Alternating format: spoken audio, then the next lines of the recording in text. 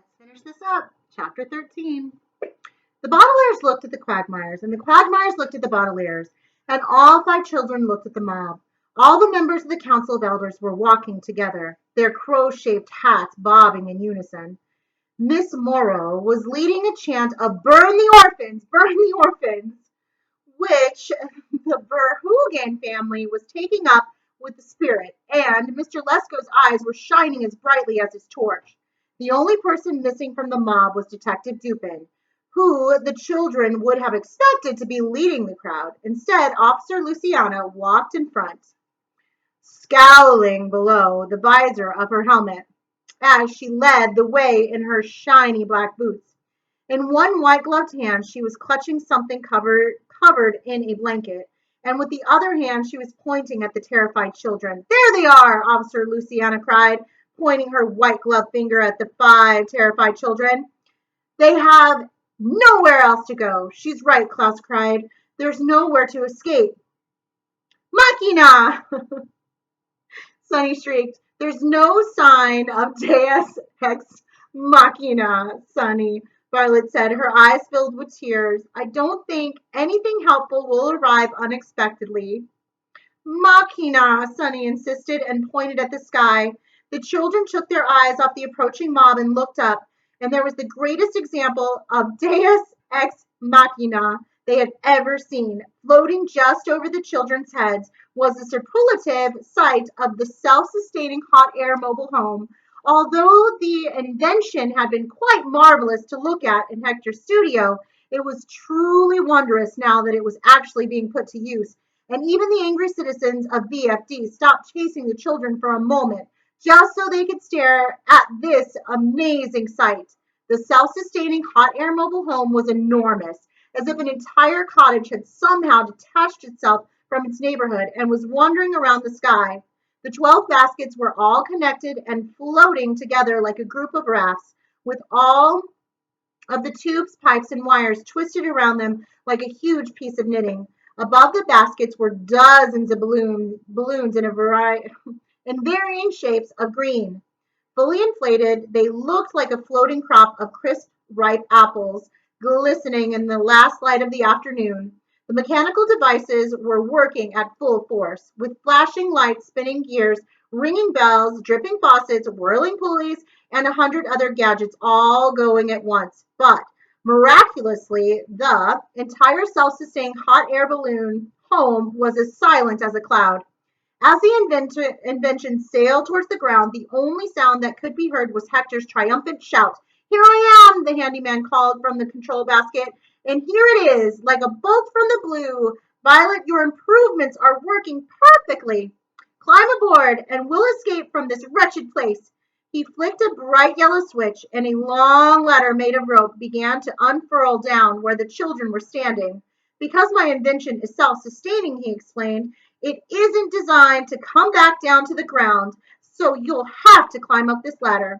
Duncan caught the end of the ladder and held it for Isadora to climb up. I'm Duncan Quagmire, he said quickly, and this is my sister Isadora. Yes, the Baudelaires have told me all about you, Hector said. I'm glad you're coming along. Like all mechanical devices, the self-sustaining hot air mobile home actually needs several people to keep it running. Aha! Cried Mr. Lesko as Isadora hurriedly climbed the ladder with Duncan right behind her. The mob had stopped staring at the Deus Ex Machina and was now marching once again towards the children. I knew it was a mechanical device. All those buttons and gears can't fool me. Why, Hector, an elder said. Rule number 67 clearly states that no citizen is allowed to build or use any mechanical device. Burn him at the stake too, cried Mrs. Moreau. Somebody get extra kindling. Hector took a deep breath and then called down to the mob without a trace of skittishness in his voice. Nobody's going to be burned at the stake, he said firmly, as Isadora reached the top of the ladder and joined Hector in the control basket. Burning people at the stake is a repulsive thing to do. What's repulsive is your behavior. An elder replied. The children had murdered Count Olaf, and you have built a mechanical device. You have both broken very important rules. I don't want to live in a place with so many rules, Hector replied in a quiet voice. or a place with so many crows. I'm floating away from here, and I'm taking these 5 children with me. The Baudelaires and the Quagmires have had a horrible time since their parents died. The village of foul devotees ought to be taking care of them instead of accusing them of things and chasing them through the streets. But who's going to do our chores? An elder said. The snack hut is still full of dirty dishes from our hot fudge sundaes. You should do your own chores, the handyman said, as he leaned over to lift Duncan aboard his invention, or take turns doing them according to a fair schedule. The aphorism is, it takes a village to raise a child, not 3 children should clean up after a village. Baudelaire Baudelaires, climb aboard. Let's leave these terrible people behind us. The Baudelaires smiled at one another and began climbing up the rope ladder. Violet went first, her hands clutching the scratchy rope as tightly as she could, and Klaus and Sunny following closely behind. Hector turned a knob, and the mobile home rose up higher just as the crowd reached the end of the ladder. They're getting away, another elder called, her crow-shaped hat bobbing with frustration. She jumped up to try to grab the edge of the ladder, but Hector had maneuvered his invention too high for her to reach. The rule breakers are getting away. Officer Luciana, do something. I'll do something, all right, Officer Luciana said with a snarl and tossed away the blanket she had been holding. From halfway down the ladder, the 3 climbing Baudelaires looked down and saw a large, wicked-looking object in Luciana's hands with a bright red trigger and 4 long, sharp hooks. You're not the only ones with a mechanical device, she called up to Hector. This is a harpoon gun. This gun that my boyfriend bought for me. Oh no. It fires 4 hooked harpoons, which are long spears, perfect for popping balloons. Oh no, Hector said, looking down at the climbing children. Raise the self-sustaining hot air balloon, Hector. Home, Hector, Violet cried. We'll keep climbing. Our chief of police is using a mechanical device, Mrs. Morrow asked in astonishment. That means she's breaking rule number 67 too. Officers of the law are allowed to break rules, Luciana said, aiming the harpoon gun in Hector's direction. Besides, this is an emergency. We need to get those murderers down from there. Members of the mob looked at one another in confusion, but Luciana merely gave them a lipstick smile and pressed the harpoon gun's trigger with a sharp click, followed by a swoosh, as one of the hooked harpoons flew out of the gun straight towards Hector's invention. The handyman managed to maneuver the self-sustaining hot air mobile home so the harpoon did not hit a balloon, but it struck a metal tank on the side of one of the baskets, making a large hole. Drat, Hector said, as a purplish liquid began to pour out of the hole. That's my supply of cranberry juice. Baudelaires, hurry up!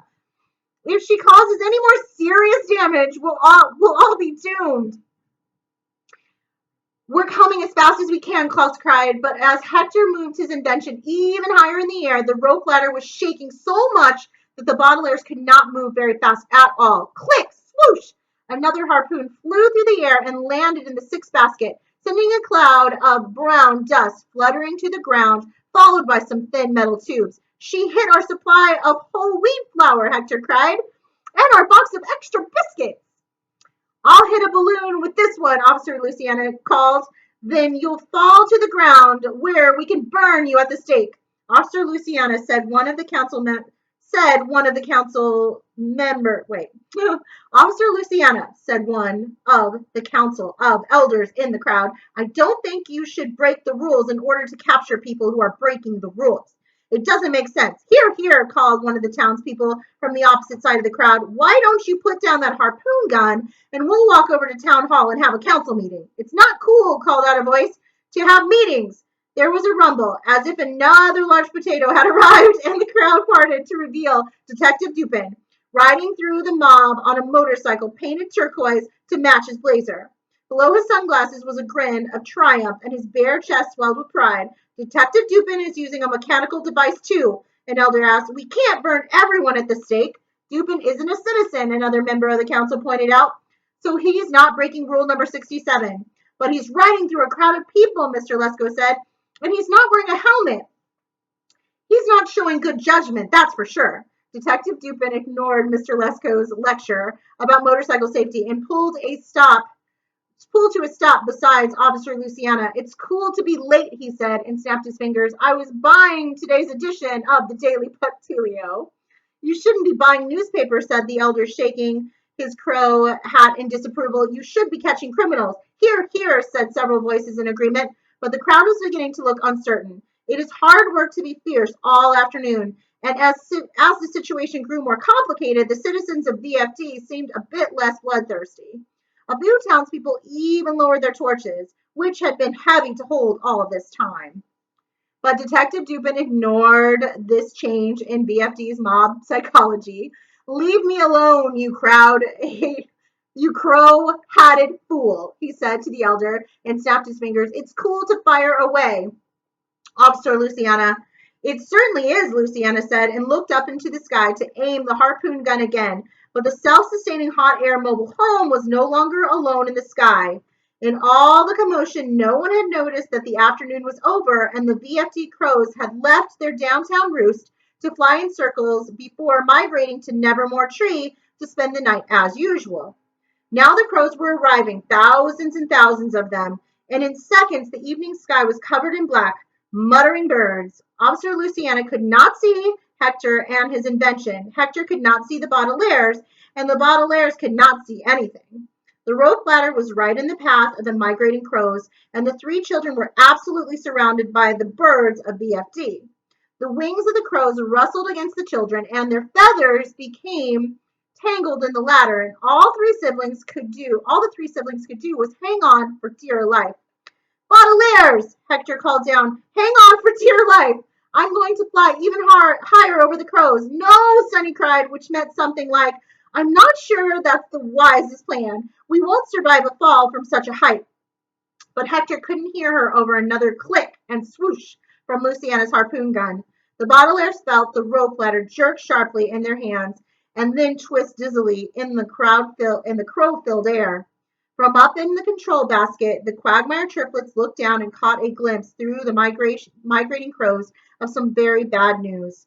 The harpoon hit the ladder. Isadora called down to her friends in despair. The rope is coming unraveled. It was true.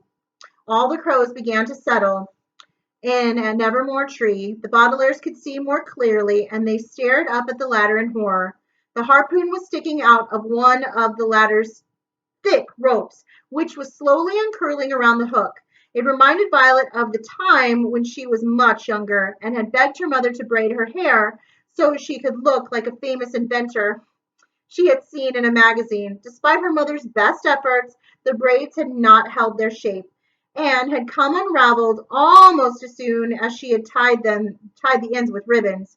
Violet's hair had slowly spun out of the braid, just as the strands of rope were spinning out of the ladder now. Climb faster! Duncan screamed down. Climb faster! No, Violet said quietly, and then said it again so her siblings could hear her. More and more crows were taking their places in the tree, and Klaus and Sonny could see Violet's grim face as she looked down at them in despair. No! The eldest Baudelaire took another look at the unraveling rope and saw that they couldn't possibly climb into the basket of Hector's self-sustaining hot air mobile home. It was just as impossible as her mother ever braiding her hair again. No. We can't do it, she said. If we keep trying to climb up, we'll fall to our deaths. We have to climb down. But Klaus said. No, Violet said, and one tear rolled down her cheek. We won't make it, Klaus. Yoil, Sonny said. No, Violet said again, and looked at her siblings in the eye. The three Baudelaires shared a moment of frustration and despair that they could not follow their friends, and then, without another word, they began climbing down the unraveling ladder through the murder of crows still migrating to Nevermore Tree. When the Baudelaires climbed down 9 rungs, the rope unbraided completely and dropped the children onto the flat landscape, unhappy but unharmed.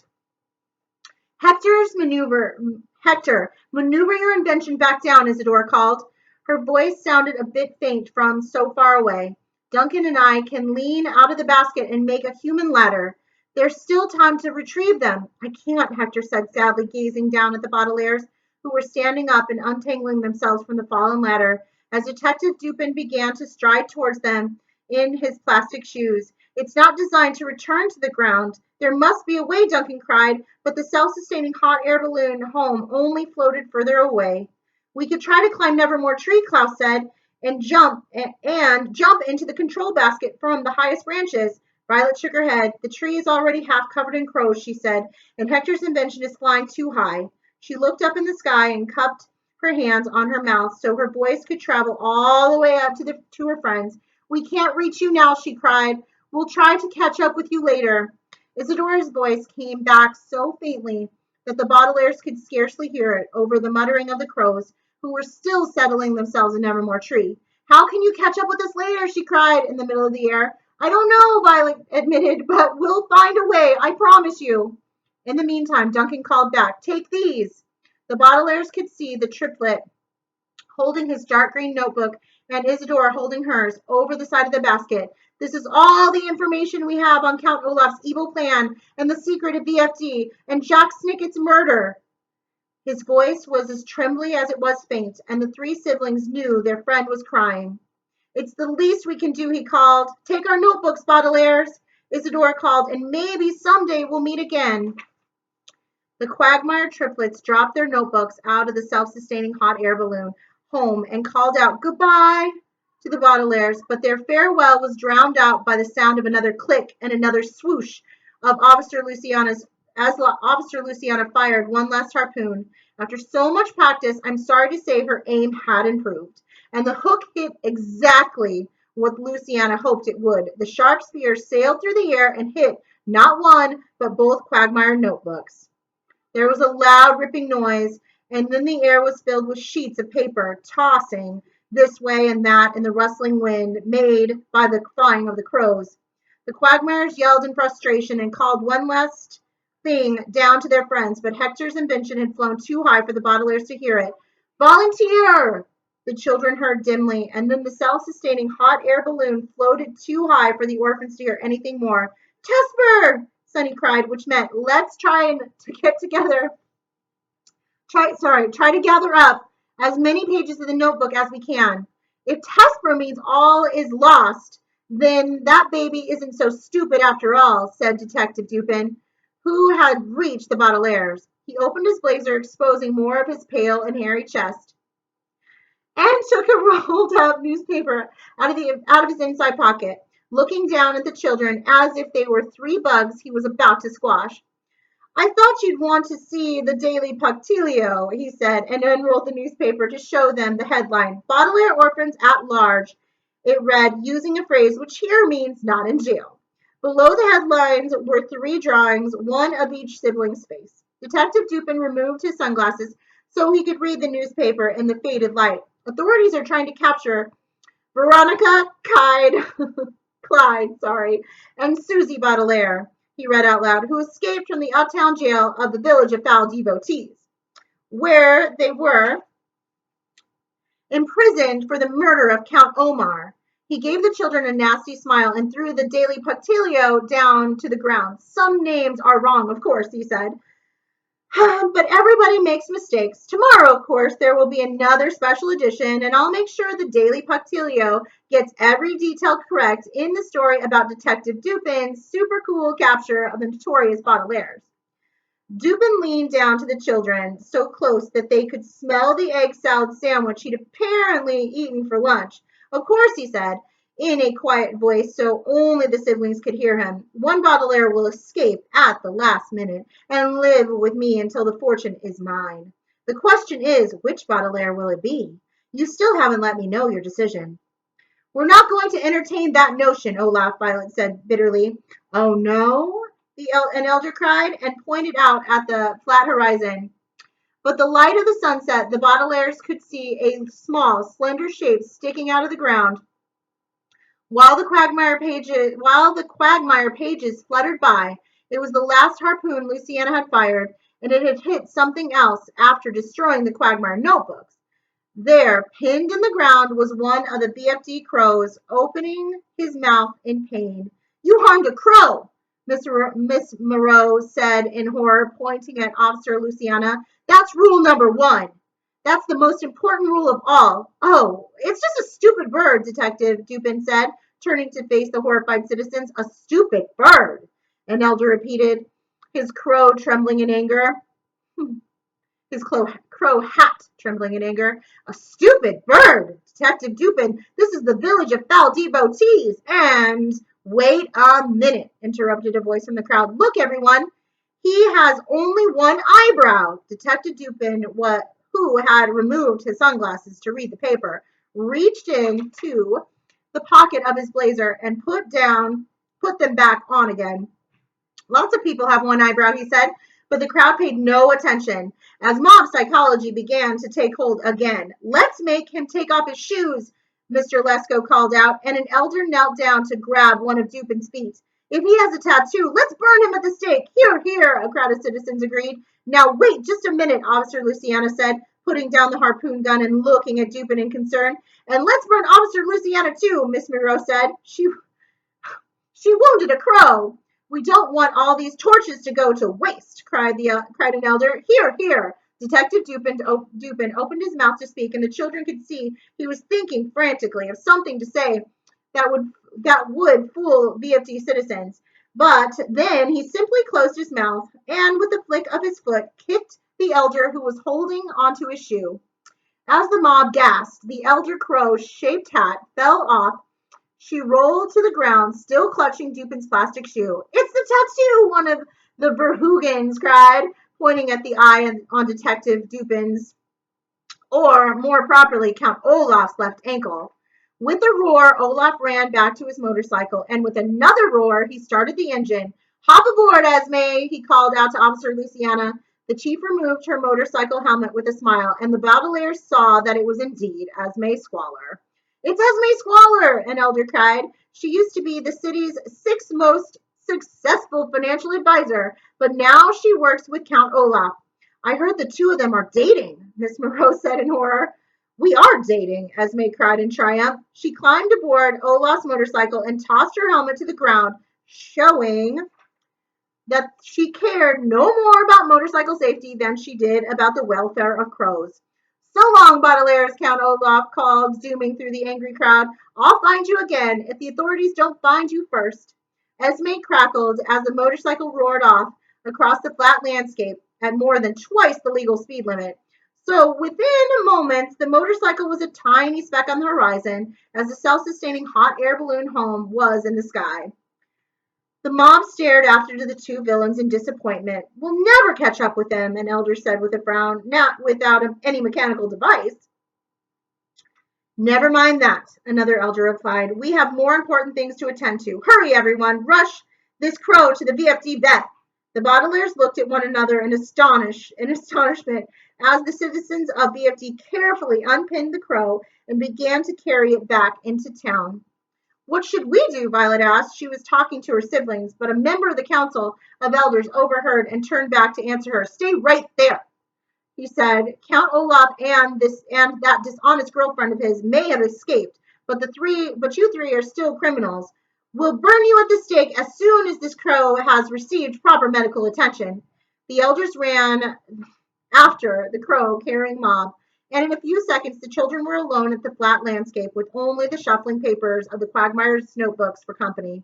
Let's gather these up, Klaus said, stooping down to pick up one badly ripped page. They're our only hope of discovering the secret of VFD. And of defeating Count Olaf, Violet agreed, walking over to where a small stack of papers had blown together. Filon!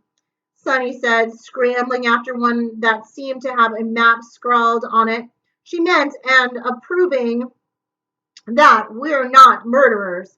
And the children paused to look at the Daily Pocattilio, which still lay on the ground. Their faces stared back at them. Below the headline, Baudelaire Orphans at Large. But the children did not feel at large. The Baudelaires felt as small as could be, standing alone on the bare outskirts of VFD, chasing down the few pages of the Quagmire notebooks that were not gone forever. Violet managed to grab 6 pages, and Klaus managed to grab 7, and Sunny managed to grab 9, but many of the recovered pages were ripped, or blank, or all crumpled with the wind. We'll study them later, Violet said, gathering the pages together and tying them in a bundle with her hair ribbon. In the meantime, we have to get out of here before the mob returns. But where will we go? Klaus asked. Burp, Sunny said, which meant anywhere as long as it's out of this town. Who will take care of us out there? Klaus said, looking out at the flat horizon. Nobody, Violet said. We'll have to take care of ourselves. We'll have to be self-sustaining. Like the hot air mobile home, Klaus said, that could travel and survive all by itself? Like me, Sunny said, abruptly stood up. Violet and Klaus gasped in surprise as their baby sister took her first wobbly steps and then walked closely behind her, ready to catch her if she fell.